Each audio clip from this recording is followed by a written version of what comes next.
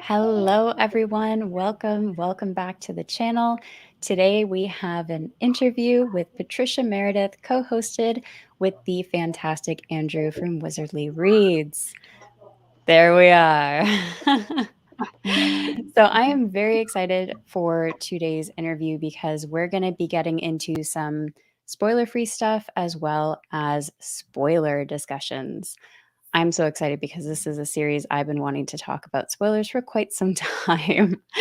So, who better to do that with than the author themselves? Yes, the author themselves and the friend you buddy read the series with. All right. Why don't you guys go around? We'll start with you, Patricia. Introduce yourself and your books. All right, so hi, I'm Patricia Meredith, and I am an author of historical mystery.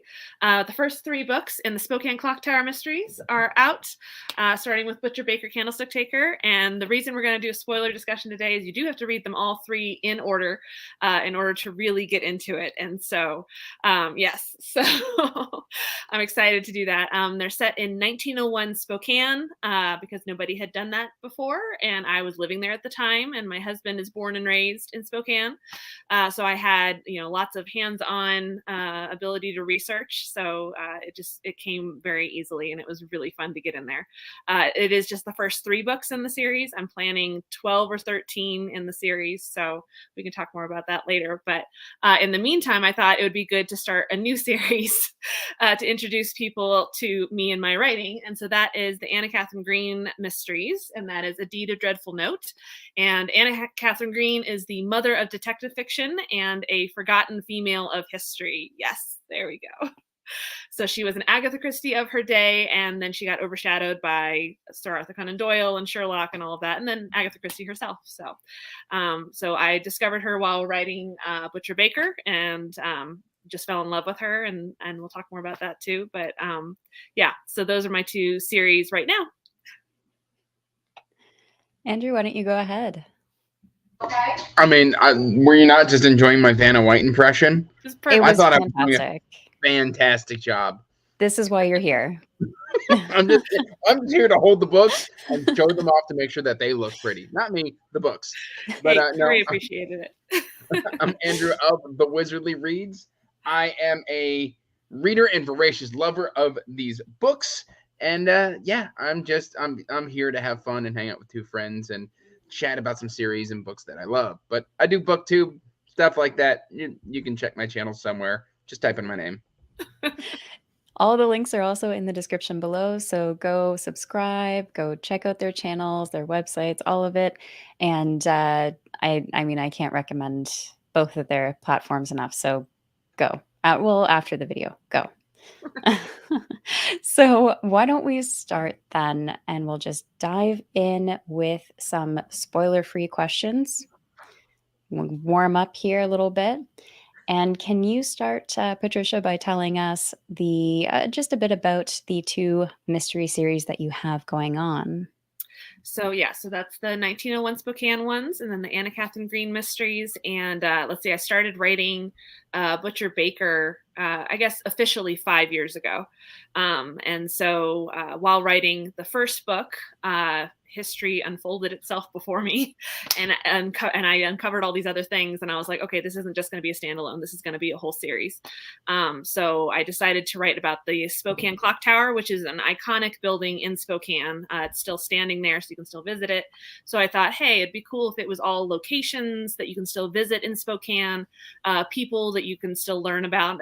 There's plaques about where they lived and things like that in Spokane. And this is Spokane, Washington, for those who don't know, which is on the eastern side of the state. So it's the opposite side of Seattle, but we get just as much rain, if not more so. I think technically, actually, we get more rain. Though here in Colorado, we've been getting as much rain as we used to get there. It's been crazy lately. So I uncovered the clock tower, discovered it took a year to build, and I thought, well, that's about 12 books. So let's do that. And then really it's the characters. Andrew and Kay will be the first to tell you, like, I write character driven fiction. It's all about the characters for me, and You basically also write food-driven fiction, and okay? food-driven fiction. Yes, there are recipes, and you can find those on my website, and then I'm trying to uncover more of them and post more of them and do like bake-alongs and things like that, because food is so much a part of a culture and part of history, right? It tells you a little bit about, what were people interested in, and it's where, especially in like the 1900s and 1901, and then this one's in 1870s, that's where you gathered, was around the dinner table, and you have long course meals and several course meals, and or if you are the cook or the maid, that's where you're spending all of your time, is around the fire, and that goes back to the dawn of time, is around the fire, people sharing stories. And so while I was writing Butcher Baker, I discovered Anna Katherine Green and uncovered more about her. And that one is the first in a series. I don't know how many books it'll be yet, but I do want to go through her life and her writing of, she wrote 36 novels. I'm not going to write 36 books in each one with her writing a book. That's right. You're going to write 37. That's right. There you go. I'll have an after book where it's Agatha Christie discovering Anna Katherine Green. And then we'll just move on to the Agatha Christie mysteries. There we go. We've got a plan. An author on authors. That's right. I like that. Good work. I'd read it. I have so many ideas. There's so many things I'm working on. So you've also, speaking of, you've also written a poem collection. Can you talk about that too? That was actually the first thing I published. Honestly, it was kind of I want to test run publishing and see what it's like to self-pub myself once I decided to do that. And I had this collection of poems. This is actually only half of the poems that I have. I'm intending to publish another collection of the second half. They're mostly ones that I wrote during college, which is when I met my husband, who is also named Andrew. So if we mix it up, that's who I'm talking about. It's Andrew Meredith. Do it for it. So, call me Wilker. Yes. And he is also an author, but he and I met in college, and so these poems are kind of like the ones I wrote before and then after I met him. And I was very influenced by E.E. Cummings, so I love playing with format on the page. And I'm an editor at heart, and so I love messing with the rules of grammar, and once you know the rules, then you can bend them in ways that make them work for you. So it is available in ebook right now. I don't have it in print yet. And eventually I'll probably record myself reading them and stuff like that. But they are they're meant to be seen. So that's why I haven't done an audiobook yet. But yes, they are out there. It's called Happenings. Lovely. Nice. So with that, then, what drew you to historical mysteries, writing those kind of stories? Was there an already existing passion for history in general, or was it something that just kind of fell into your lap? Yeah. So I grew up reading mysteries, and then the main books that I read were histories, were biographies, and then I discovered historical fiction and just fell in love with how historical fiction could breathe life into history. It wasn't the stagnant just list of dates and people, which honestly, a lot of history books today have gotten better about that. They've accepted the fact that every biography is going to be biased, right? That's something that, has recently come to light. Oh, history is biased. Yes, it is. We're all a hero in our own story, right? No matter who you talk to, it's going to be biased.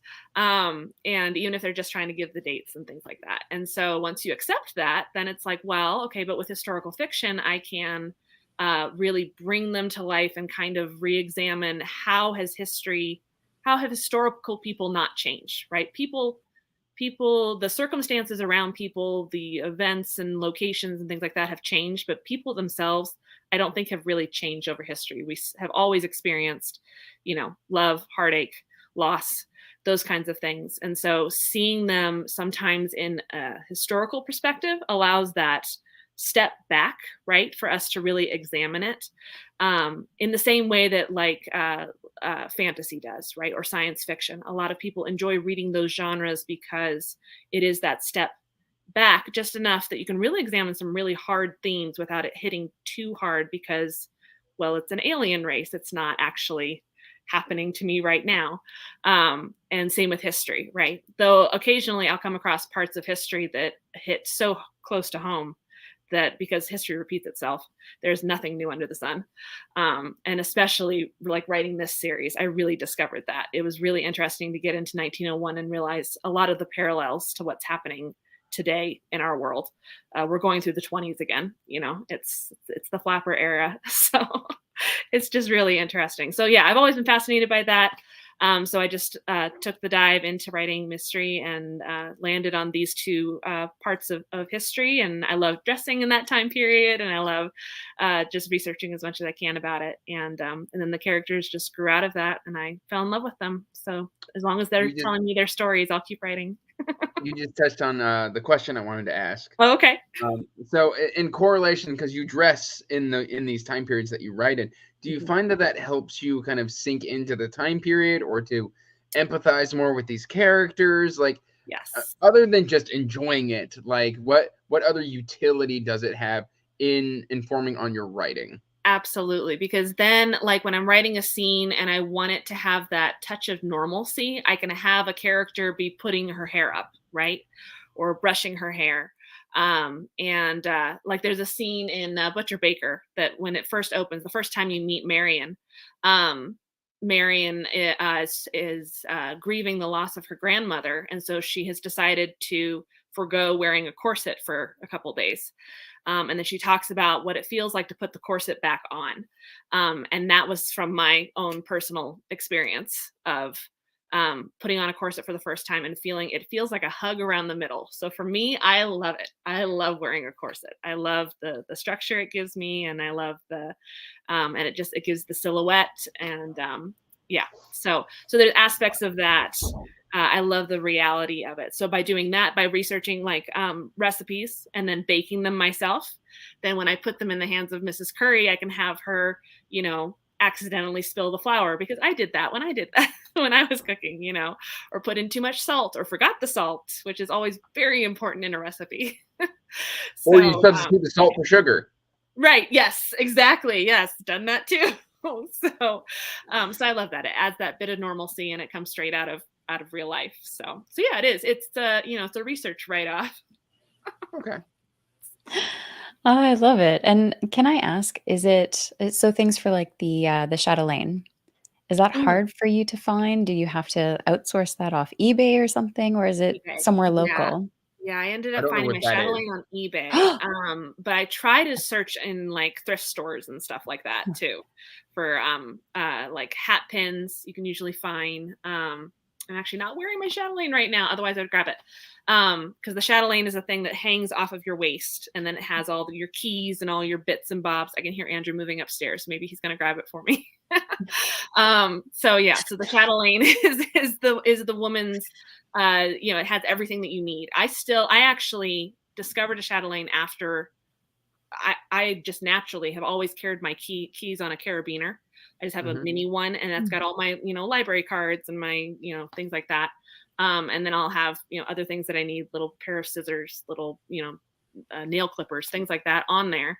And I always did that. I just hook it onto my belt rather than carrying a purse around. And then I discovered what a chatelaine was, and I was like, oh, that's what I do already. So I'm just picturing a utility belt. It's been around forever. We're running around here like Batman. So exactly. Pretty much. Well, and then once I discovered what it was, yeah, here he comes. Thank you. All right, this is my chatelaine. Are we gonna get this mysterious husband reveal? There you go. This mysterious. What else can I have him go grab? Here we go. This is my chatelaine. So it hooks onto your belt, onto your waist. This is the key to my china cabinet cupboard. So my tea sets and everything. This is something I got off of eBay. It's a cotton ball, and you put like spray perfume in it, so that way it smells nice wherever you go. This is a pen that actually is from it's like 1878. My grandmother gave it to me because she found it and she was like, oh, this is your time period. I have a Oh. magnifying glass because, of course, I'm a detective. This holds, it used to hold embroidery needles, but I switched it out for bobby pins because I always need bobby pins. And then this is my watch that I love. I love to call it Archie's watch. So Archie is my main character. He's a clockmaker in the Spokane Clock Tower series. And I found this at a con, and I love it because you can see the interior, how Yes. it works. That's excellent. So you can see all the jewels and movements and everything. And it's an actual wind watch. So it's like I don't have it on right now, but I can easily get it manual. going again by just winding it up, and then it goes again. So I never have to get a battery or anything. So yeah, so that's a chatelaine. So I've probably mentioned it before. I'm a bit of a watch nerd. Yes. And so whenever I was reading about like Archie and stuff like that, he would mention like a real watch company like Elgin and stuff like that, who is now defunct. Yes. So the fact that you chose Elgin, I thought was really cool. I've actually got a mantelpiece Elgin that has like the balls and it spins. Oh, neat. Yeah, it's really cool. But I always like that little attention to detail. It may be why I resonate with the Spokane Clock Tower Mysteries, just because you throw a clock into something, and I'm just the watch nerd in me just skips right on over to it. Well, and I love writing him, and most of his watch, every time he mentions a watch, it's because I actually found one. So I'll go searching on, on not on Etsy usually, but like on, what is the word I'm thinking of? Auction sites, right? So I'll do a search for a specific, so I want one that's from the 1880s because it's been passed down. So 20 years later, he's got it in 1901, that kind of thing. So that's how I found, like, the way I describe his watch is actually based on a real watch that I found from that time period. So that way I know it exists. So if anybody tries to correct me, I'm like, no, I know it exists because I found it. So just in follow-up to that, because you did a lot of research for your books, and it went quite in depth, as we've seen with finding these watches, and it sounds like you did a lot of research even to the mechanisms on the inside, because Archie also describes all of that in detail. I'm really curious though, was there a moment when you were doing all of your research that really surprised you? So it's constantly surprising me, and I think that's why the stories work, is because if it surprised me, it's going to surprise somebody else. So like when I was writing book 1 is when I stumbled across like McKinley coming to Spokane in 1901. If you talk to most people in Spokane, they don't know that he was going to come to Spokane. They'll talk about how Roosevelt came to Spokane because he actually did make it to Spokane later, once he was president. But they usually don't know that McKinley was going to come, and then he didn't, and then he got assassinated later that year. But I found it in my research. So something I wanted to show you guys. Ooh, show and tell. We have show and tell. I just say I love that show and tell is a part of this. Okay. Let's see this. Oh. This mega thing. Okay. I have 5 of these. They are actual Spokesman Review papers from 1901. This is the May to June collection. And if you look, if you know from the book, this article right here, this is Mrs. McKinley was rallying, and it's mentioned on the first page of book 2. Thomas mentions this because it came out May 17th. So that's how I do my research, is I go find the actual newspaper, and then that informs what they're talking about and what they're discussing. So then you're not even looking at like internet records. You've got the actual newspaper. I have the actual, yes. So honestly, I start with the internet, but then how do you find something like that? I'm just speechless. So that's my parents-in-law, Andrew's parents, pinged me, and they were like, so the Spokesman Review just put out a thing saying that they are clearing out their attic space and they're getting rid of all these collections of old copies, and they have 1901. Do you want me to get them? And I said, yes. So they showed up the last time they came out here to visit. They showed up with an extra suitcase full of just these to bring to me. So what time periods do you have? So it's just 1901, but I have all of 1901 between the Spokesman Review and the Chronicle, because that was the evening paper. So I have 1901, and then I also have 1902. I have the first few months of 1902. So as much as I can, I do it online, because then I can actually search it. But then that narrows it down to, okay, now I know what I want to look at, and now I want to read the actual paper. Because then I have, like, in Butcher Baker, Marion is going through the paper and she's mentioning all these titles that are actually in there, that are actually exist. So, the murders that happen in each one of them are made up, but everything else is straight out of history. And I try to stay true to that as much as possible in all of the books. So yeah. how much, speaking of murders, how much like just podcasts and cold case crimes and None. did you have to dive into? I don't And like are you addicted and do you need help? No, I can't do true crime because Okay, true crime. That's the word I was looking for. yeah, I can't do true crime because it's real. So there's something about, I can read about a historical murder where they cut up people and put them under the floorboards, like Edgar Allan Poe, right? Edgar Allan Poe doesn't bother me because it's fiction, but something about true crime. And also, I definitely steer clear of anything that has to do with kids. Anytime a kid is in trouble, I can't read those. I'm a parent. Nope, that's a line that I will not cross. So there will never be kids in jeopardy in my books. Thank you. Yeah. So not even the game show. On that. Sorry, that was a dumb dad joke. I'm sorry. It's excellent, Andrew. You're good. They'll never make it to Jeopardy. So I see Tori left a question here, and actually, Tori, I have a clarifying question for you. Would you like me to bring this question up in the spoiler-free or spoiler discussion? So while we wait for Tori to get back to us with that one, let's talk about your most recent novel, A Deed of Dreadful Note. You have so much passion for Anna Katherine Green's writing, and it was definitely evident while reading through. You tell her what might have been story in the early years of her writing. How long had you been pondering this story, and why did you decide to write it now? Yeah, so I discovered her when I was writing Butcher Baker, so about 5 years ago. I was listing books that had been published prior to 1901 because I wanted my characters to be influenced by literature and to be literary nerds like I am, and that way they could reference early mysteries and how it influenced them. Because, if I had done it later in life, I would have had them referencing Agatha Christie or something. I was like, well, I can't do that. And I don't want it to be all Sherlock. I want it to be, there must have been other mysteries, right? So then I started researching. I'm like, oh my gosh, there's all sorts of people before Sherlock. He blocks everybody out before then. And the main one that I landed on was Anna Katherine Green. Because she's a woman, she was easily overshadowed by history, even though she was very famous at her time. She was the first female American detective novelist. She introduced the first serial American detective, Detective Grice. And so the more I researched her, she's another one who, I discovered newspaper articles. And once I had actual articles with her explaining her process and why she loved writing and all this stuff, and I started looking into it, I'm like, oh my goodness, we have so much in common. Like I call her my sister from another century, because there are so many things, including the fact that she wanted to publish her poetry before and then landed on mystery.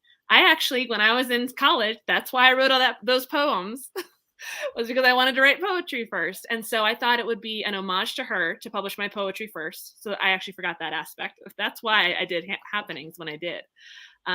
Because by then I had Butcher Baker done. I was working on book 2. I had the first draft of Anna Katherine Green, but I hadn't published anything yet. And so once I decided to self-pub, I was like, well, I'm going to do poetry first because that's what Anna would have wanted.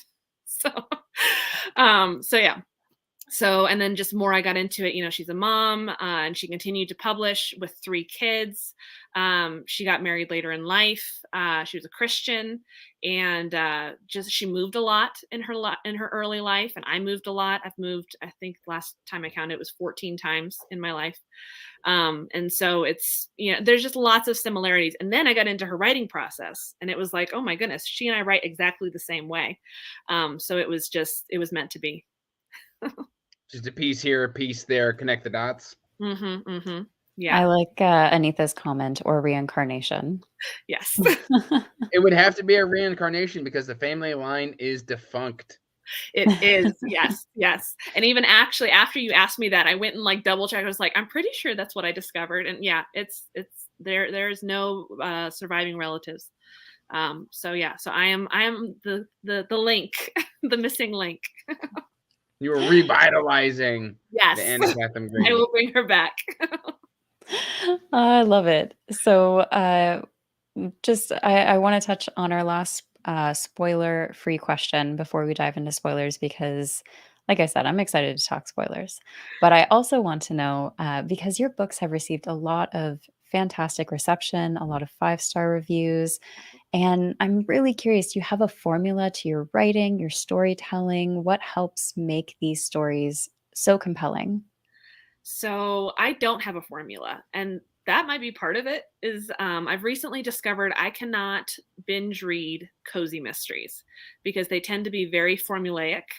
There's a standard, this happens, this happens, this happens. This is where your beats fall. I actually looked it up because I decided to write a cozy mystery. That's my current project, and I looked up, is there like a beat for beat? And there is. And I don't write like that because I quilt is what I call it, because I take pieces. So a scene comes to me and I write that scene, and I usually start at the end, just like Anna. I start at the end. I know what's going to happen, so I start with, here's my murder, here's who I think did it, and that sometimes changes. And then how can I get there? And I have lists of ideas like that, and basically it takes finding like a person, a place in history, well, usually a place in history, a person, and then an event. And then I'll have like something out of my twist factory of lists. And it all comes together. But it inevitably is impacted by history, right? So I'm very, like you said, I'm very research driven, and then character driven. So I go searching through the newspaper. So like I'm working on book 4 right now, and of the Spokane series, and I'm reading through articles that were published in July, and it's a lot of baseball stuff. So it's going to be a baseball type themed thing, and then there's lots of gambling going on. So I'm like, okay, so it has something to do with baseball and gambling. Well, then I came across this character, and he's not a character; he's a real person from history, and his name is Doc Brown, and he is not from Back to the Future. You can't convince me that he's not. I know. So that's the trap you've fallen into. Well, and he not only owned one of the main gambling dens in Spokane, he also He had a owned DeLorean? the Spokane baseball team. So I'm like, oh my gosh, it's gambling and baseball, and it crosses with this character, Doc Brown, and he actually exists. And he's a very, eccentric character from history. So I'm like, okay, now I've got my character, my location. I already knew my time period, so now I'm going through the articles, finding articles that reference him and figuring out what was he doing at that time. Why is he mentioned in the articles and things like that, and what was going on at that time. And so it's, it ends up writing itself. So, when history stops being compelling, then my books will stop being compelling. But I think history is gonna stick it out for the long run. So for a while, it sounded like you were playing Clue. Yes. Yes, exactly. Yeah. It is. Yeah. So who is it? Person, place, and thing. You got to figure that out. And yeah, that is, there's a basis of reality to Clue, I guess. I love it. So I'm gonna warn everyone now. We're gonna jump into spoilers. If you do not want to be spoiled for anything, please pop out now. Go read the books, come back and watch the spoiler discussion. But I'm gonna put that spoiler banner up. And we're actually gonna start with Tori's question because I don't want to forget it. And that is, Trisha, in the Spokane Clock Tower series, did any of the characters change drastically from your initial design of them to the final result? Yes and no. The first one that jumps to mind is Eleanor, because I know we wanted to talk about Eleanor. So Eleanor, we discover at the end of book 1, has what we call today DID, dissociative identity disorder. At that time, it was called multiple personalities. And the main thing with her was I had Eleanor and I had the baker. And the baker was someone who had been caught. She had caused the Great Fire. And then Eleanor was later in life. And basically she was my murderess from the very beginning. But she was a copycat. And then in the writing of it, I realized she's not copying. She actually is the baker. That this is a multiple personality, that this is an alternate identity for her. And so once I discovered that, I went, okay, so I want that to be the big reveal at the end, but I don't want it to be a trope, and I don't want it to be the standard practice where it's the villain, right? So you see that a lot, unfortunately, in fiction and in movies, where the person with multiple personalities is obviously the murderer and is evil and is terrible, right? And that is not true. Most people with multiple personalities would never harm somebody, and that has become just this terrible trope in fiction. And so once I discovered that, I was like, okay, but I want it to be real, and I want it to be heartfelt, and I want it just like I approach all of my characters, right? I want her to be a real person, which means she's going to have a lot of things that she's struggling with, and there's a reason why she has come to this point in her life, right? And I always knew I wanted you to be on her side, right? From the very beginning, like I said, it was always Eleanor is really, she's the one being abused. And so I want you from the very beginning to be like, yes, I am so glad she killed her husband. So, you were on her side. It's self-defense. But because it was 1901, I was like, well, I don't think they even knew what multiple personalities was at that point. So they would have been afraid of her. Their only association with that would have been Jekyll and Hyde, which is like Kay and I have recently discovered rereading it. We had a whole great discussion with Tori, and she was only Evie. So if you want to look up that video, it was a great discussion of Jekyll and Hyde. And unfortunately, it's not a positive, it's not well, for one, it's not DID. It's not multiple personalities. It's actually a very different thing. But the way we approach it today in our modern era is we think it is the same thing. And when they read it at that time, that's what they saw was it's just bizarre to them. And so I knew, okay, I want it to be historically accurate. So I started looking up articles and trying to figure out, when did they label it? When did they know what multiple personalities was? And so I just went back further and further and further, and finally found these original articles that would have been pre-1901, but they were all in French. So only the French doctors were aware of this, and were doing tests and were trying to figure out what this was. And of course, they weren't going about it in the best way. There's the whole asylum aspect of it and everything. But I was like, okay, but that's the time period I've chosen to write in. So how can I handle this delicately? And so therefore Roslyn came to be. I already had Roslyn. And she already was, very intelligent and very into the science aspect. So it was like, well, perfect. I'll just have her also be good at languages, and she'll know French. So that way she can read these articles, and then I can use them and have a basis for my characters, at least, to understand this, even if the world around them is not going to understand what's going on with Eleanor. And so once I got into that, I realized this is going to be 3 full books of really digging into this. Originally, I had the Baker points of view, which happened in book 3. They appeared in book 1. And it was not the time to have them in book 1. For one, we've still got that parallel with the Red Rogue. So who's the Red Rogue? Oh, it's Marion. And that was already a double identity thing, but it's very different than the double identity thing that's going to happen with Eleanor. And so I was like, okay, I need to focus on that in book 1. And then in book 2, because now the reader knows about Marion and her double identity, now we can have that parallel and have that discussion of, well, is it the same thing or is it different? And so then I realized, so I need a 3rd one. And that's where Jennings came in. I was like, okay, so now Jennings is a con man, because that's another form of alternate identity, right? But they're each different types. And then along with that came, Archie. He's trying to figure out who he is in this different place, right? So that's something that comes from personal experience. I've moved a lot. I know what it's like to try to decide, okay, I've moved to a new city. I can redefine myself. And then basically you realize, no, I'm still the same person, but just in a new place, is generally what happens. So I realized then that the entire series is a focus on identity, right? So who am I, and how do I define myself? And then what does an alternate identity mean? Because there's so many different ways of looking at that, of the masks we wear when we're around certain people, versus an alternate identity, versus the con man type of alternate identity, versus somebody who actually does suffer from DID and has absolutely no control over it, right? And that's the main difference, is that Eleanor has no control over the baker, or the baker has no control over Eleanor. But Marion does. Marion has chosen, at this point at least, to leave her thieving past behind her. We'll see what happens.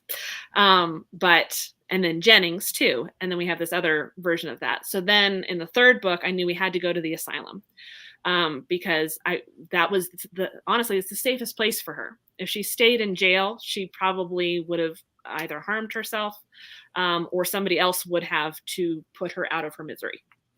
So the asylum is the safest place for her. But the doctors at that time wouldn't have known what it was. They would have not known how to treat it. And so they would have given her shock therapy and other terrible, terrible things, basically trying to break her. And in the same way that they would try to break women of hysteria, which was just monthly hormonal shifts.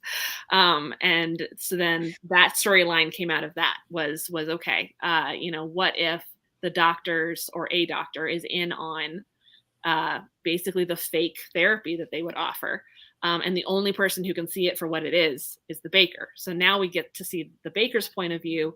We get to see a little bit more of her history and see that she is protective of Eleanor, and loves Eleanor in a way. Like they need each other. They balance each other out, and they're necessary. And there might be other identities, and we'll see, because that would be more true to history. So it just kept rolling and rolling and rolling, yeah. and so it just builds on evolving. itself, right? So it just keeps going. And now I've got 9 more books to really look at that, because eventually, because when I looked at how long it would take to get her to trial, it's about a year. It's about 9 months. So the trial will be the end book. So we know eventually we're going to get there. So what's going to happen by the time she gets there? Is she healed completely by then? Well, that's going to require a lot of time and a lot of, and Marion being able to go in there. Well, now Roslyn can go in there, because Roslyn understands from a medical point of view. So she can go in there and kind of talk to Eleanor and talk to the baker and basically do therapy with her. And so we'll see what happens over the next 9 books, because I don't want the focus to be the baker. That was the main focus for the first 3. And I kind of want to take a step back and let her breathe a little bit. But she's always going to be there, because she's a very, very central part of Marion's story. And now all of their stories, right? They're all connected to her in some way. So she's not going anywhere. But so will Anna ever mention the baker in the future? Well, Anna. Yeah. Anna. Yeah, I don't know if she'll cross over with the baker. It could be like a research note when she's researching a serial killer. And That's she's true. Just come across the baker. I haven't read all of her books. I'm sure there is one in there with somebody with multiple personalities, because that was something that they would come across. I mean, Jack the Ripper is one. There are theories that Jack the Ripper had multiple personalities, and so that's why they never caught who he was, because he would change identities. And so maybe he was actually like a doctor or someone higher up who, you would never suspect, that kind of thing.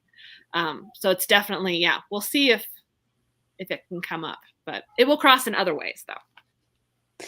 There's that. I love that Easter eggs, but there's a couple points you mentioned in there that I just wanted to touch on, because you talked about you wanted the reader to feel for Eleanor. Yes. And I think you accomplished that in the way that you mentioned, but also giving us Marion's point of view, because Marion did love her so much. She grew up with this woman. She had such a big place in her heart for her. So seeing Marion's, just seeing how upset Marion was that her friend was in this state and, being put in these positions with the asylum and everything like that. And that no one seemed to care as much as she did. Right. You felt for, I felt for Eleanor more because of that, because I was seeing it through Marion's eyes as well. The other part I wanted to touch on as well is I believe Roslyn does give the doctors at the asylum those research papers that kind of get shuffled back. Mm-hmm. Can you talk about that a little bit? So I have them, they have filed them away, which means they threw them away at this point. We'll see, because there will be somebody who has to come in and replace that doctor. But probably what's going to happen, what would make the most sense, is they would invite Roslyn in. Now that Roslyn can get around, because that was the other main thing that had to happen in book 3 was, okay, she needs to be able to leave her house, because she's great as the research person who's there researching things, but I want her to be able to go and see these things that Archie is creating with Matsumoto up at the house. And so I had this car sitting in Miss Mitchell's garage, and I was like, I wonder if they could make that handicap accessible. I wonder if anyone ever did that back then, and they didn't. But why not? I've got inventors, so might as well put them to good use and have them create something. So they did. I love that. And actually, while we're on that topic, we have a question here as well, that Dean Sue, I love Roslyn and that she's in a wheelchair. What was the research like for that? Well, and that's something where it had not occurred to me that I have actually ended up with characters in this series and in this series with disabilities. I honestly had not thought of that. I had kind of thought about it in book 1 because I have Archie mention something about his grandfather had polio and grew up on crutches, or maybe he didn't have polio. Roslyn has polio. No. He does mention that. Archie does mention that. And that's based on Andrew's grandfather had polio and lived his life on crutches. He managed to survive. He was basically written off for a year, and then he survived and is his grandfather. So he got married. He had 3 kids. Like, he had a very full life. And he was this incredible, incredible man. And then I started thinking about, other people that I know like that. And what it comes down to is I think oftentimes in modern days, we think of people with disabilities as having a problem, and it's not a problem for them. For them, it's this is how life is for me, right? Okay, I was born blind, and so for me, that's just, I deal with it. I deal with it every day. Or, okay, I had polio, now I'm in a wheelchair. So this is life for me. And they live very full lives, right? There's nothing, they're not missing out on things, especially now, because there's a lot of ways that our world is more handicap accessible in a way that it wasn't back then. Because that was one of the things I wanted to research, was like, did they have movable wheelchairs? And they really didn't. It was really, you had a chair, and you literally picked up the chair and moved it. Getting chairs with wheels was a newer thing. And then I found them, and that's another thing. So I have a Sears Roebuck catalog from 1902. So I go shopping in the Sears Roebuck. And because it's 1902, these are things that actually would have been out in 1901. So I went shopping, and I found a wheelchair. So I was like, okay, so this is what Roslyn's wheelchair looks like. And it's going to be one of these mini, mini things that I marked. But this is where I get like my clothes and my shoes. And so then I can describe the shoes that they're wearing and things like that, because they picked it out of a Sears Roebuck, the style of things that they're wearing. But everything is available in a Sears Roebuck. It is the Amazon of its day. The pens. Yeah. I have a whole thing about what types of pens Thomas versus Bernard like to use, versus the self-filling versus the just dip in an inkwell type. And so I've done research into that. There's the bicycle that comes up. Trying to find the wheelchair. I don't have it marked. So I just have to say, I love this, because growing up, we had a Sears catalog, and it's reminding me of that so much. Yeah, exactly. Like, it's just, everything was there, and it really was, it opened the world to them, right? It was suddenly, I can buy anything I can think of out of the Sears Roebuck and have it delivered to my house, which is just like Amazon. It changed everything. I can't find it right now, but yeah. But so I found her wheelchair in here, and so that's where I got her wheelchair. So yeah, so it's not like I approached the series and was like, okay, so I need to have a person with a disability in every single one of them, right? In order to be, I don't know, proactive about, inclusion or things like that. They honestly, so to take a line from Anna Katherine Green, at the end of this one, I put a line in there because it's exactly what I felt. At the end, she's at the signing, and somebody is joking. Why did you choose to give him rheumatism? So she's talking about her detective, Ebenezer Grice. And somebody comes up to get her book signed, and why did you choose to give him rheumatism? I have an uncle who suffers from rheumatism. He says maybe he'll take up detecting too. So I've had people do that, they'd laugh at this like it was a joke, not understanding how deeply the comment pained me. And then she says, I didn't choose to give him rheumatism. I wanted to say he came that way. And that's how I feel about my characters, is I didn't choose to make Matsumoto blind. He came that way. And he just fit in so perfectly that he's going to continue throughout the rest of the series. He wasn't going to, but now he is a central part of the plot. Roslyn, the same way. She came to me that way. And now she is one of my favorite characters. I identify with her so much. And then Roslyn herself is actually based a lot on an actual woman in my life, Jan Falconer, who I'm lucky to live nearby now. But I actually went to her. She has MS. And she's been in a wheelchair since the age of 30, I think it is. So I went to her and I was like, can I just talk to you and ask you like all the personal questions? Like, how do you function? How do you do things? And she's another one. She's married. She has kids. She lives a very full life. And so talking to her and about her faith through all of that. And so that's why Roslyn shares a lot about her faith, that, how can you still believe in God when you're in a wheelchair? Because, it's on purpose. I am like this on purpose, and he's using me every day. And so that comes straight from Jan. And so a lot of my characters are based on real people, and then they become their own characters, right? So, Roslyn is not Jan anymore. She'll say things that Jan would never say, things like that. But it starts that way, and that brings the realism to it. And then same with Grice. And so when I found Grice, because Anna made up Grice, and then I just took him and used him again to make Sokol. And so he really did come that way for me. He was already created that way. Because we're in a spoiler discussion, I just need to put this out there in the universe that even though I'm aware that you had to, I'm still salty he died. Same.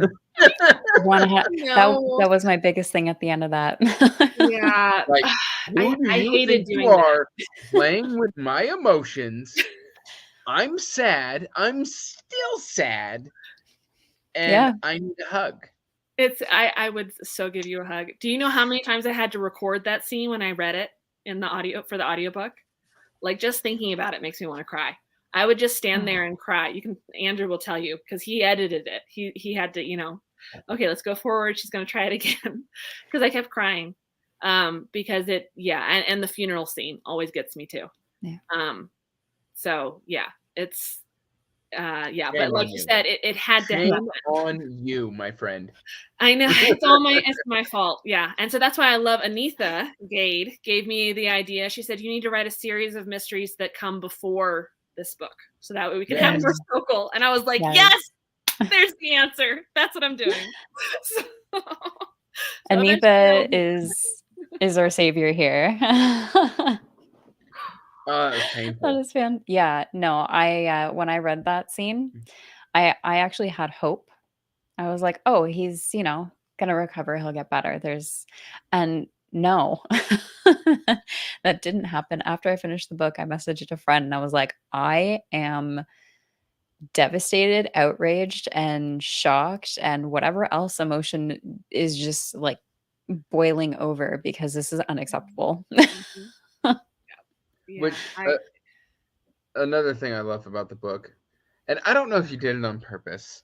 I don't know if you've even watched Ace Ventura: Pet Detective, but when they're investigating the gunshot, there is a scene in Ace Ventura where he just takes a sliding door and goes ah, and like he's slamming it back and forth to try and prove a point. And you do the exact same thing with the gunshot in the house. And it tickled me pink, because that was one of my favorite movies growing up. And so I just picture Ace Ventura.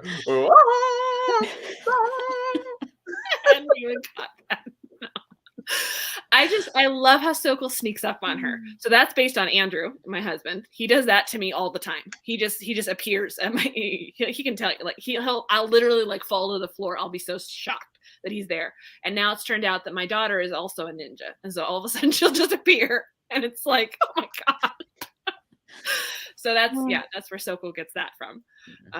But I loved writing their banter. I honestly have set myself up for, it's going to be really hard to make Charles as lovable as Sokol. And somehow he has to be, because he has to end up with her and they have to have this wonderful marriage that goes on for forever. So I'm like, what's going to happen if you dig into the research and it's just, they had I know. He's an actor, and so I think I'm going to find some parallels to my own husband because he also has an acting background. And he tried a lot of different jobs. Andrew has gone through a lot of different jobs. So there's going to be parallels there. It'll be good, but I can't promise Sokol. I set myself up for too high. It was very much an interesting kind of, it was a dynamic relationship. Because it very much starts out as just kind of aggressive because like she's like, are you being demeaning towards me? And from a certain point of view, yeah, he is being kind of demeaning, but at the same time, he's also not. Right. He's being very serious, but she's just like, you're obviously being sarcastic. He's like, no. Right. No, like this, I'm just being genuine with you.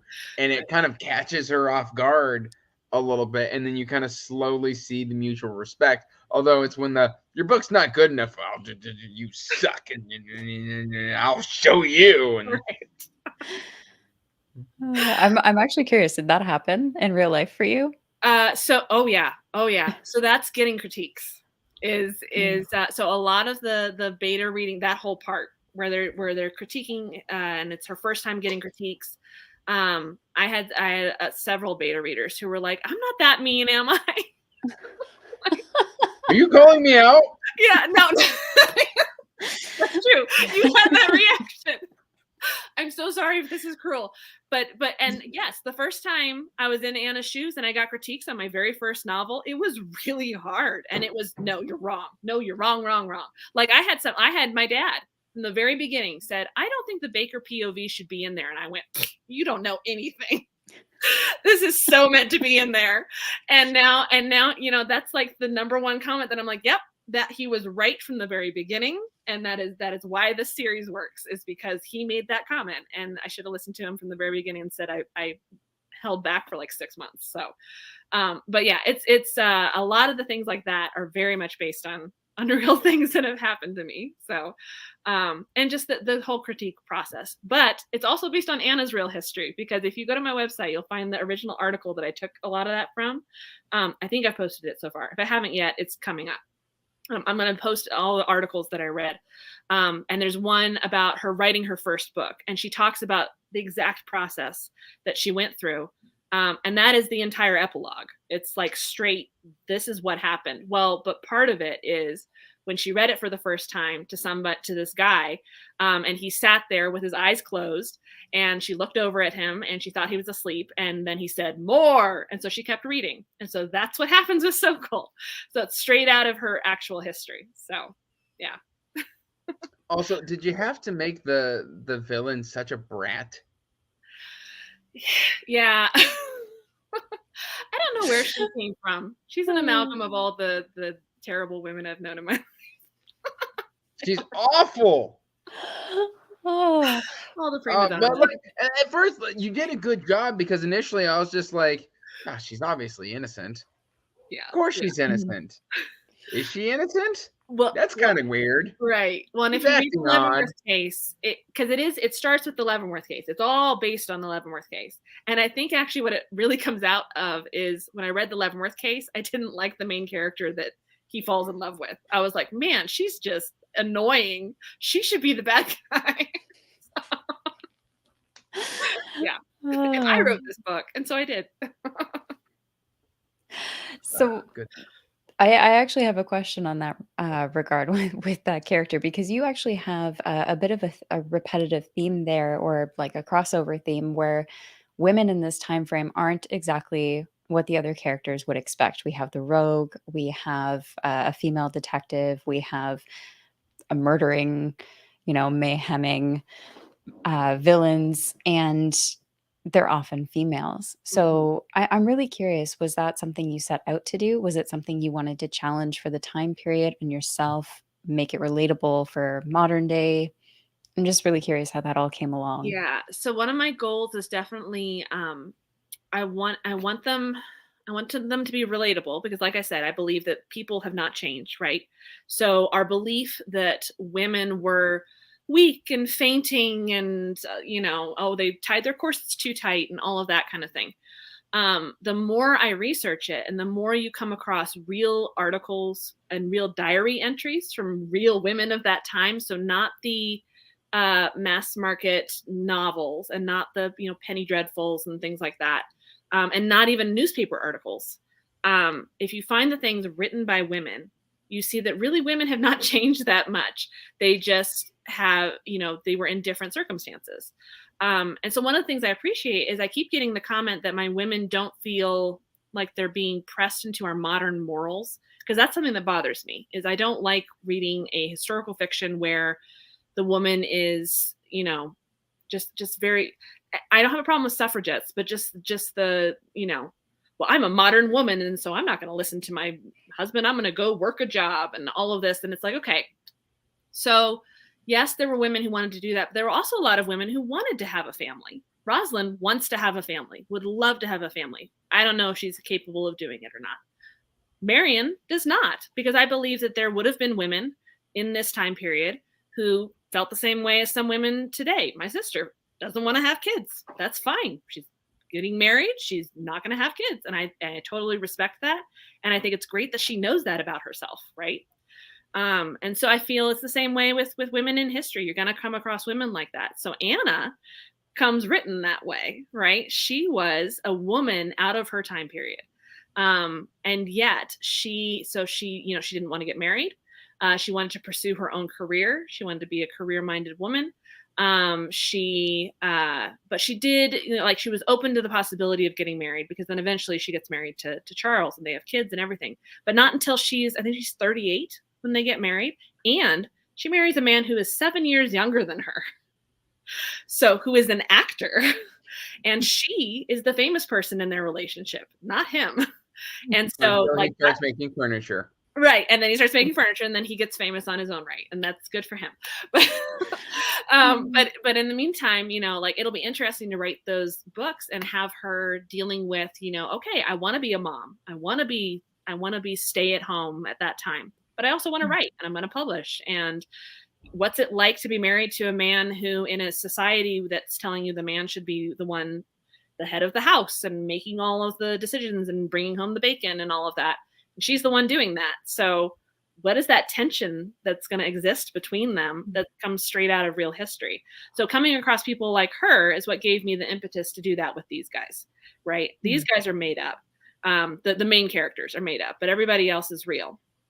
And so I love coming across people in Spokane's history who they could easily fit in our modern era, because we all have the same goals. We all want to be loved. We all want to pursue our dreams. We all want to, live happy lives, without any problems ever. But that doesn't happen. The world is full of problems. And so it's interesting to see it in a historical setting and then just bring that forward. So I love writing strong female characters, but I don't want them so strong that you're like, that's not realistic. Right. Or because I think women can be strong in their own way without being non-female. I don't know. I'm not saying this correctly. I think I know what you mean, because I recently talked with a friend about this as well. As we say strong female, strong male characters, but really at the end of the day, we're just talking about a strong person, a strong character. Right. The gender is just associated with them based on how we view their social applications, right, in society. Exactly. So you wanted them to be strong people, characters. Right, exactly. And then it just happens that a lot of them end up being women and a lot of them end up being men. I mean, Archie is a very strong character, even though he doesn't think it of himself. right? He thinks he's nothing. And we've all gone through that, and felt that, whether we're a woman or a man, right? It all comes down to those character arcs, right? Where there's like the heroine cycle and the hero cycle and the maiden cycle, but they're not actually male, female. It's everybody goes through the king's arc and the queen's arc and each of those arcs. It doesn't matter what gender you are. We're all going to go through those parts of our lives. So it's just fun to play with that with them. So, real quick while I'm thinking about it, Dean Sue had a question earlier about crazy maids in a row, and it was: are she always going to end up with Marion, or did the characters make it happen? Yes, they were always going to end up together. From the moment Archie set his eyes on Marion, I knew they were going to end up together. But then Thomas came along, and honestly, like, Thomas came along, and I was like, well, but why wouldn't she fall for Thomas? Like, he's a stronger male, right? So why wouldn't she? He's charming. He's older. He's, I don't know. He's witty. He's funny. He's I love Thomas just as much as I love Archie. No, that's not Archie's true. better. Mm-hmm. Yes, I love Archie. And it was more of a question of, when are they going to get together? Like, can I have Marion and Thomas kind of go for a couple books? And I finally decided, nope, I'm done. I really want them together. But I want it to be poignant. I want it to be meaningful. And I don't want her to dump Thomas for no reason. There needs to be a reason, because they're going to continue working together for 9 more books. So that pig had already moved on. Right. Right. And so I provided him with somebody else. We'll see if he ends up with her. Who fills all those spots that Marion didn't. Because it also, as soon as I started writing them together, it was very clear they didn't belong together. Basically, they like literature, but they have very different thoughts about literature, and then just very different viewpoints on all sorts of things. And then I realized that she doesn't want to have kids. And then I realized, well, of course, Archie doesn't either, because he's got a past that would make him just reticent to be a father. And so I was like, okay. Also, I kind of wanted to have a couple in there from the 1900s that doesn't want kids, because that seems odd, right? It seems like, would there really? But everybody had kids back then. Well, not always because they wanted to. So we'll see what happens, right? What they can do to not have kids. But then we've also got Roslyn and Bernard who want to have kids and maybe can't. So I don't know. We'll see what happens. But then the more I got to know Thomas, the more I was like, well, but Thomas does. Thomas wants a family, if anything, because Bernard can't, right? As far as he knows, Bernard and Roslyn can't have kids. So it's up to him. And then they've got a sister too, which I think I mentioned. War's going to start and she's already pregnant, isn't she? Yes. So, well, we shall see. I'm trying not to give anything away. But I do love that Thomas ended up falling for someone that smelled like food. Reminded him of good food. It was so perfect.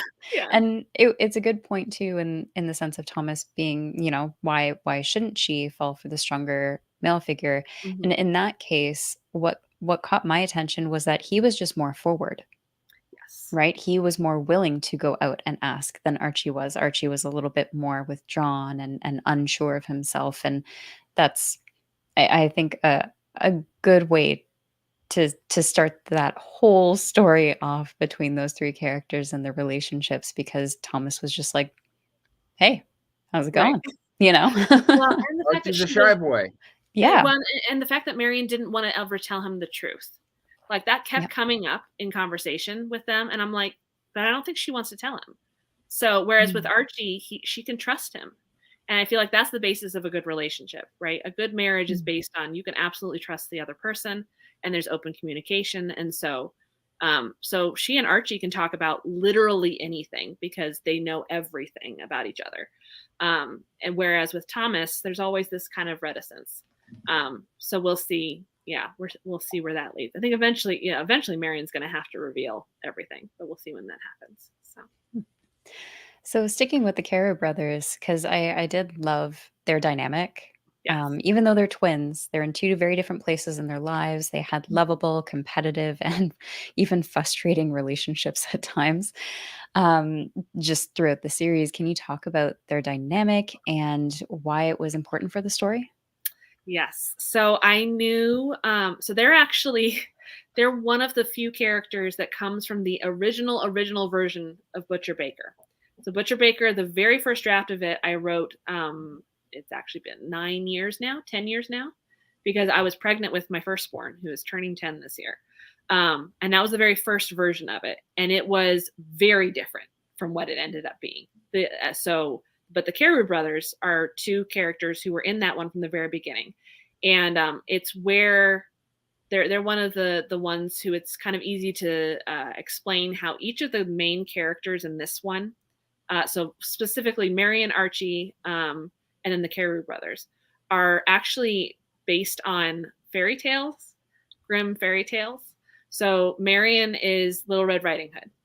She lives with her grandmother, and then her grandmother dies. She wears a red cloak, and we're going to discover the wolf in her past. And then we've got Archie. He is the Frog Prince. He describes himself from the very beginning as Renarian, which means frog-like. He's got big glasses. He's kind of big, and he doesn't think he's worth anything. So he's the Frog Prince, and he falls in love with the beautiful princess, who is going to help him realize that he really is a prince. And then the Carew brothers. So the Carew brothers are from the story of Rose Red and Snow White. Is the original story, and it's not the same Snow White or Rose Red that appear in Sleeping Beauty or the Snow White story. They're two different girls, but they discover two princes who have been turned into bears and are in the forest, and they have to figure out how to break the spell. And so they are the Bear brothers. So that's why. So Bernard, his name means bear, and then Thomas, that actually means twin. And so they were the bear twins. And so they're both described as being bear-like. They're both big and hairy, and which is actually just very Welsh, very Welsh Italian. They're Welsh Italian because that's what I am. So my brother is like that, just very lots of beard and hair and everything. So of course Thomas is always trying to shave it off because he wants to look different than his brother. So they're the bear twins. So if you look, you can see where I might be going with their respective partners, because they should end up. I didn't know that. I could have caught the Red Riding Hood. Yeah. That one makes the most sense to me. Like I can definitely connect with that. Yeah. The Frog Prince, I maybe like read it once. Okay. Yeah. Well, and don't read the Grimm. Is it the Grimm version where she, instead of like her kissing him, she throws the frog against the wall and he turns into the prince, and then he says, "Let's get married." What? Like that's the original story. Oh, I like that so much better. Marion throw him against a wall. Fantastic. That would definitely have the shock factor to it. The Grimm ones are not the Grimm ones are grim. Like the evil stepsisters in Cinderella cut off their toes. Yes, and then their eyes get pecked out. Yeah. Yeah, no, they're messed up. So it makes for good murder mystery fodder, though.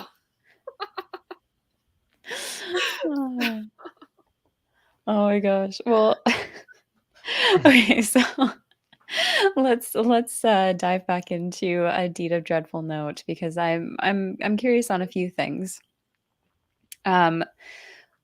We talked a little bit about Anna being a very resilient character. She knew what she wanted in life, and she also had a lot of encouragement from other people in her life as well to follow that less trodden path, so to speak. And I'm curious, because you did talk about it a little bit already, but how was it for you as the author to capture that kind of personality in that time setting? Let's see. So, I mean, a lot of it is that's just how she came. She was very forward thinking. She fought for, the ability to publish herself. I have that in the book, right, where she wanted to pursue publication as a poet. And at that time, a poetess required the sponsorship of a male poet in order to be published. And so, she just happens. I mean, talk about networking. She happens across, oh my gosh, I'm blanking on his name now. But yeah, the Emerson, right? No, not Emerson. The other one. Yeah, Emerson. Who she sent, right? You guys just read it. I'm pretty sure it was Emerson. You have me second guessing. I know. It's Emerson, It's right? right at the beginning. Yeah. It's like in the first chapter, right? Because now I'm thinking about Spokane, so now I'm in that one. Anyway, so yeah, she networks, gets the, but then he, basically tells her, don't quit your day job. And that's all straight out of history. I've got the actual letter and everything, and I put that in the book. Oh my gosh, where is it?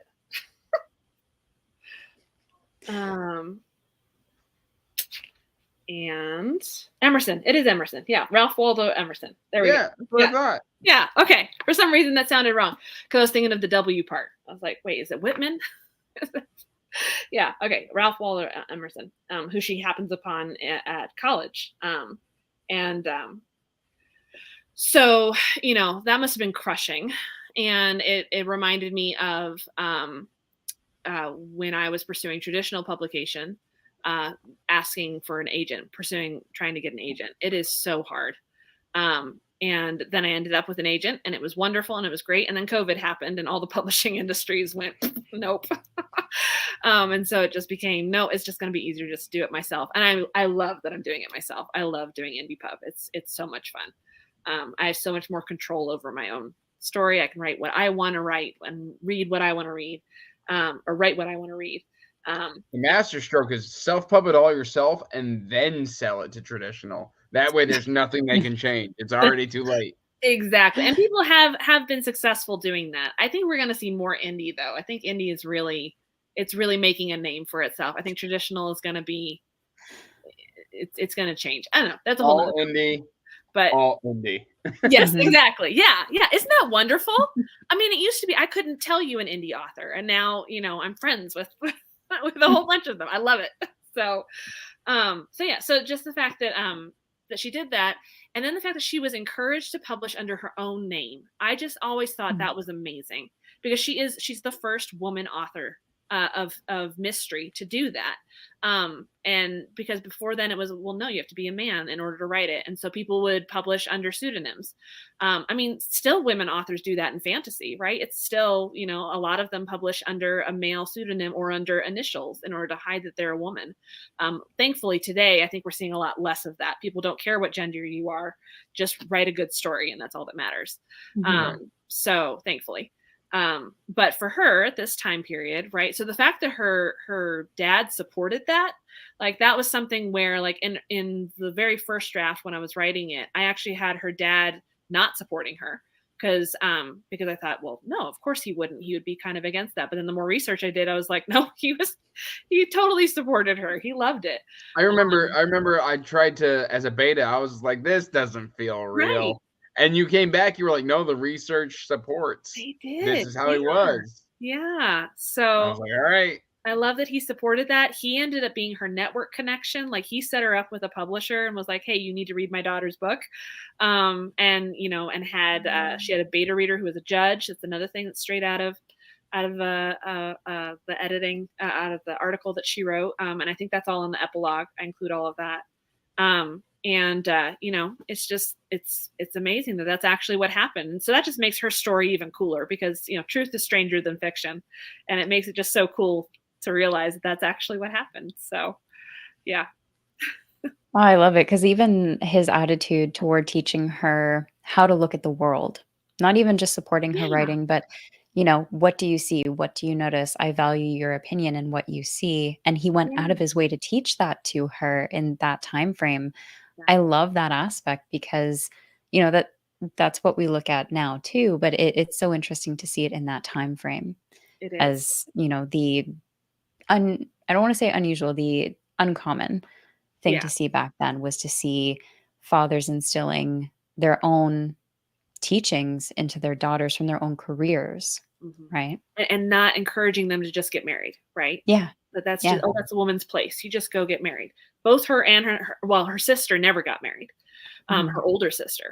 So it's, so it's like, okay. So he encouraged his girls to be well learned and she goes to college. It's a female college, but it's a college. Mhm. So it's really cool to see that and to be reminded that it's not, we have a tendency to choose stories in history and then just repeat them over and over again. And so I love that right now there's a lot of historians uncovering these stories of people that you're like, oh no, this did exist back then. There's nothing new. Yeah. So it's neat to find those stories. I love it. And I have one more question about A Deed of Dreadful Note, and then I want to go quickly back to the Spokane Mysteries because I forgot about one question that is Okay. very important. Andrew, if you have any questions, by all means, cut me off. Um, I'm here for the as- ride. I'm just really curious because we go through Anna's writing process Mhm. in the book, and as I was reading it, it left me wondering how much of her process was your process.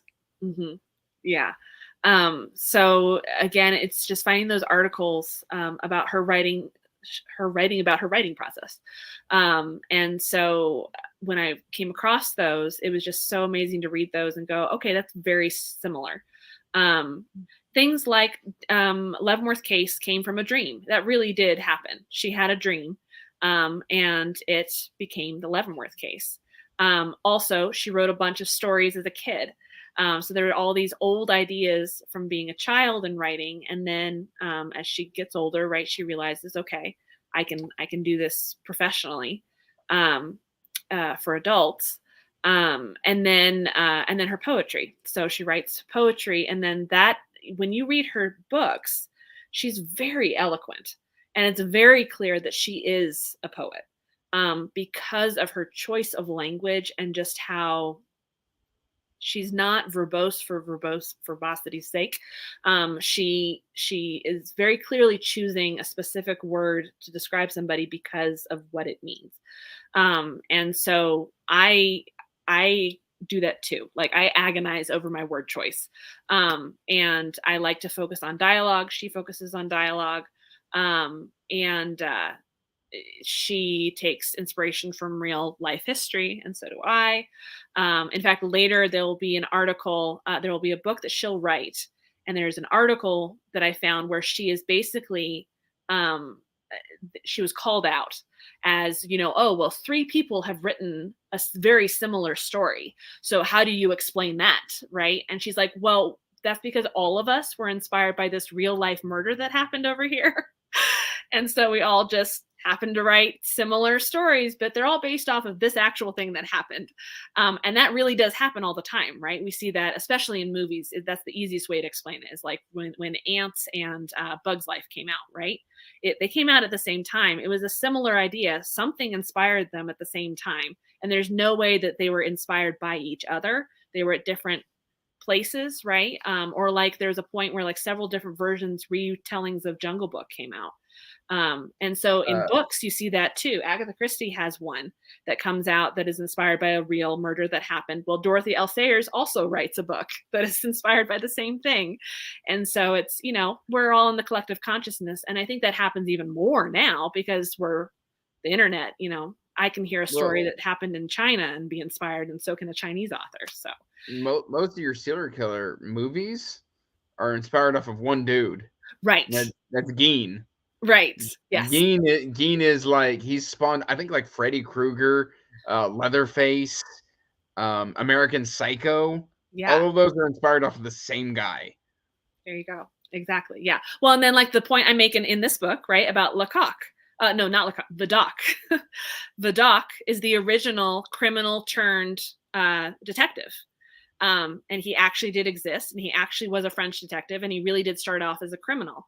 And so then you see that character appearing in Father Brown by G.K. Chesterton, and you see it happening in here, and you see it happening in Les Mis, and you see it happening. I mean, all of these books are going to be inspired. I mean, Poe himself, his creation of Dupont is based off of Vidocq, this real guy. So basically all of the detectives and why we write them the way we do is based off of this real guy that actually existed. So, there's nothing new. And my final question, which I think is the most important there is, when are we going to get Mrs. Curry's recipe book? I am working on that. I've started compiling them. And I want to, I'm going to do a lot more bake-alongs on my YouTube channel. And I'm trying to decide, when I'm going to release that. Because I have an idea of doing basically like a lady's guide to Spokane from 1901. And it would be, all the things that you want to know about behind the scenes of 1901. So where are they shopping at, and where do you buy this, and whether you do this. And so basically all the research that I don't have time to incorporate into all the books. And that would be a lot of Mrs. Curry's recipes. So I'm trying to do more of those. And I know the three of us are going to do a bake along, I think this Christmas, right? So we'll do some recipes there. And so it's coming. I'm working on book 4. I mean, that's what I have to focus on. One book at a time. So right now I'm working on book 4, and I'm going to do it the same way I did these 3, where I ended up writing all 3 of them together. So I'm going to write at least the next 2 together. And then because then I can do, I don't know. It all weaves together a lot better. It worked out really well. That I'm really glad that I didn't get this one picked up in the format that it was before I had a chance to write the other 2. Because it just made it all that much better, because now it's all woven together and it flows so wonderfully. So. Well, I'm very excited for one bake along, more books, and then the recipe book. Yeah. That's it. That's the checklist. So I'm going to open up the floor to anyone watching to send their last questions. We'll wrap up shortly. Andrew, do you have any final questions you wanted to go over? Oh, Lord. I've talked with Patricia so many times that I've pretty much covered it all. Let me think here. Well, who's your favorite characters? You two, out of either series. Oh, Sokol is an easy answer for that one. I can't just pick one, so I would say Roslyn and Sokol. Okay. I'm gonna say Archie. Yeah. Team Archie. Team Archie. Yeah. And then I'm literally blanking on any questions because I feel like I've asked them all over, I think, 3 separate interviews. I know we've chatted a lot lately. I was there for the release. Uh-huh. I was there for the release live show. Then I had you on my channel 2 weeks ago. Yep. And now I'm here having more fun. Yep. And I You think must I've be a big asked all fan. questions. Oh, we do have Tori saying, I think my favorite is Matsumoto, and I do love Archie. Well, going off of Matsumoto, and we've touched on it. What part of Spokane history surprised you the most? Matsumoto, actually. Yeah, that was one. Was discovering, Spokane's history is very whitewashed. And Spokanites will be the first to tell you that. It's very unfortunate. It's very whitewashed.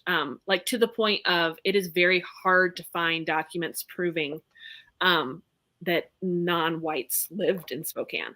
And basically the way that we've discovered it, I worked with some people in the archives to uncover things. And it's basically through finding that there were laws against like people of color owning property.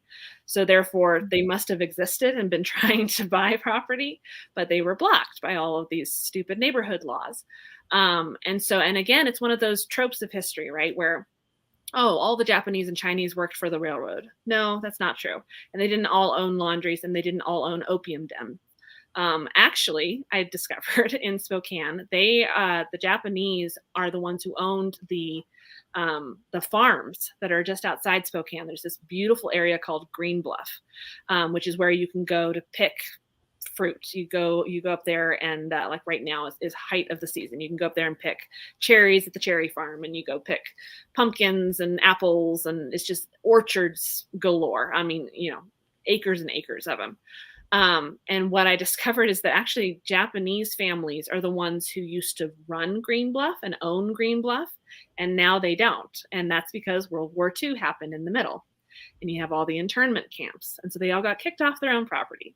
And so it's very unfortunate. And so discovering that they did exist there, and that there could have been a blacksmith who was Japanese. And I love Matsumoto so much. And he comes out of talking with an actual blacksmith who studies that era. And then he actually went to Japan and studied the Japanese culture around blacksmithing. And that's what gave me the idea of, okay, he needs to be Japanese, because then I can incorporate all that beautiful cultural symbolism that goes with that. And then Spokane still has a Japanese garden at the Manitou Gardens. You can go to the Japanese garden, and it's connected with a sister city in Japan. And it's my favorite park to go in, and it's just beautiful. It's quiet. There's cherry blossoms. There's these little rivers and everything.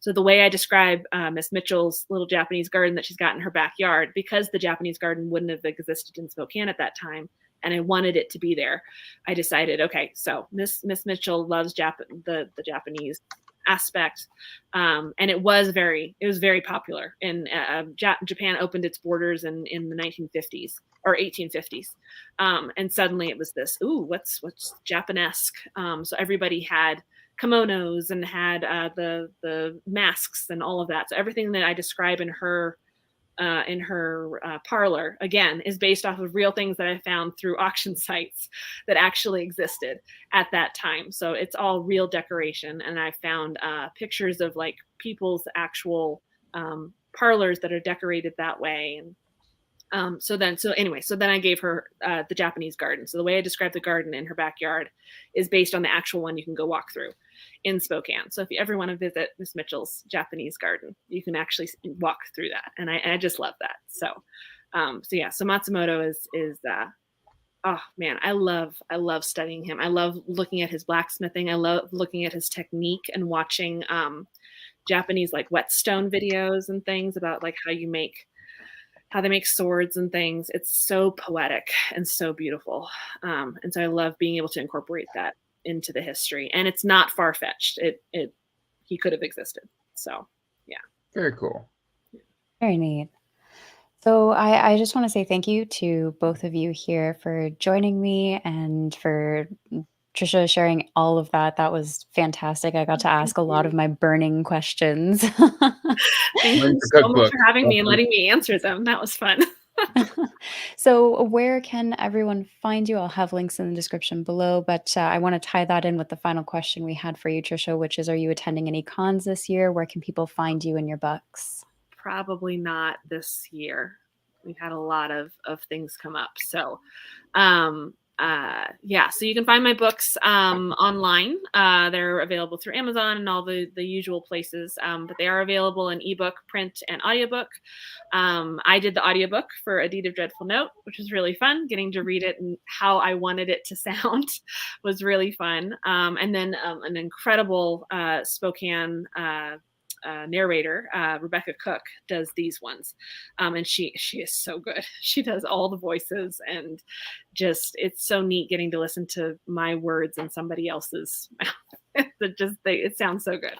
You can follow me on my website at patricia-meredith.com. If you sign up for my newsletter right now, you get a free copy of The Leavenworth Case, which is the book that Anna is writing in this book. And it's got an introduction that I wrote, basically giving you more history behind this book and tying it all in. And the audiobook for that should be coming out sometime this month, and that'll be read by Andrew D. Meredith, my husband. Let's see. I think that's it. Oh, my YouTube channel at P. Meredith Author, and then everywhere on social media under that as well. So, yeah. Awesome. And Andrew, we know where to find you on YouTube. Look for Wizardly Reads. Yes. Exactly. Excellent. Well, thank you both again so much for joining me. Everyone watching, thank you for joining us in this chat, and be sure to go check out all of their channels, their websites, the books. By all means, please read the books. And we'll see you next time. Until then, take care of yourselves.